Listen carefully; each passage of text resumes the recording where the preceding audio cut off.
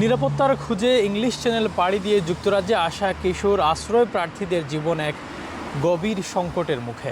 নতুন এক প্রতিবেদনে দেখা গেছে, সরকারি হেফাজতে থাকা অ্যাসাইলাম প্রার্থীদের মধ্যে গত এক দশকে অন্তত ৫৪ জন তরুণ প্রাণ হারিয়েছেন, যাদের মধ্যে ৩১ জন আত্মহনন করেছেন।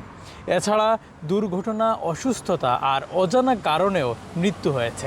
তরুণ অ্যাসাইলাম প্রার্থীদের নিয়ে কাজ করা ড্যারন ইউথ প্রজেক্ট জানায়, বাংলাদেশ ও সুদান থেকে আসা তরুণদের মধ্যে মৃত্যুর হার তুলনামূলক বেশি। দীর্ঘ অনিশ্চয়তা, আশ্রয় প্রক্রিয়া জটিলতা, পরিবার থেকে বিচ্ছিন্নতা এবং বয়স নির্ধারণে ভুল সিদ্ধান্ত অনেকে মানসিকভাবে ভেঙে দিচ্ছে। ফলে অনেক অপ্রাপ্তবয়স্ক প্রয়োজনীয় সুরক্ষা থেকে বঞ্চিত হচ্ছেন। এদিকে হোম অফিস পূর্ণ তথ্য প্রকাশে অনাগ্রহ দেখানোয় স্বচ্ছতা নিয়েও প্রশ্ন উঠেছে।